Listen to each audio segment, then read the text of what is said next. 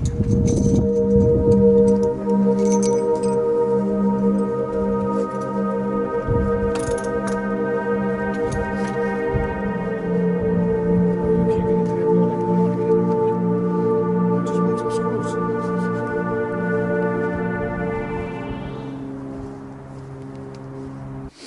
1929, 12 trustees were appointed to establish and oversee the purchase of an 800-acre site, construction, and subsequent management of Fairfield State Hospital in Fairfield County, Connecticut.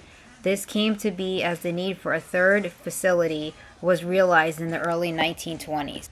On June 21, 1933, a total of 32 men, the first set of patients, arrived at Fairfield Hills in Newtown.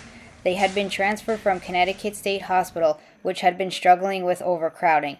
At this time, patients requiring care in mental health facilities were assigned by the location of their residence prior to committal.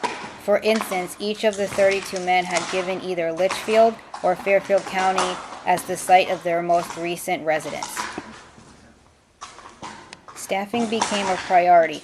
While many positions would be filled by those in town, many jobs went to patients. It was thought to be therapeutic for them to fill jobs such as laundry, groundskeeping, farming, food preparations, and maintenance. Later, when women started to be transferred in, they would mend clothes under the supervision of a seamstress and practice basket weaving. While the staff at Fairfield Hills struggled to care for their ever-expanding population, several modes of treatment were being used. In the autumn of 1936, hydrotherapy was introduced at Fairfield Hills as a therapeutic means to calm the patients. Overcrowding continued to be a burden.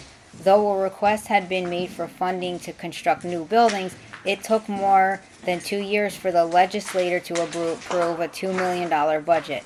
This was intended to include housing for more than 2,000 more patients, as well as a farm building, including a piggery and a slaughterhouse. With influenza and bronchopneumonia plaguing the hospital, 41 mostly elderly patients died in December of 1944. The hospital was forced to close its doors to the public for nearly 2 years.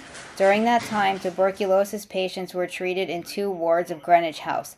When it was reopened in 1946, the Fairfield House served as a tuberculosis isolation ward, where for the first time, female patient wards outnumbered those of males.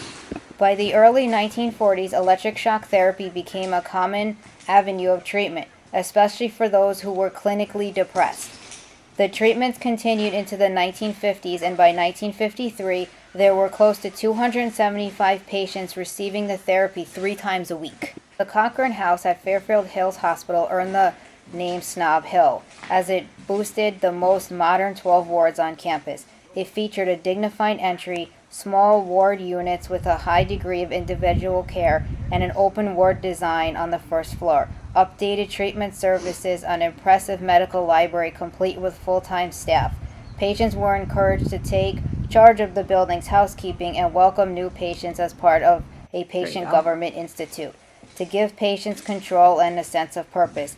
It was also financially beneficial to the hospital as it reduced the number of paid employees. Amid the worldwide turmoil of the 1940s as well as rampant understaffing, many of the hospital's employees began to show signs of alcohol abuse.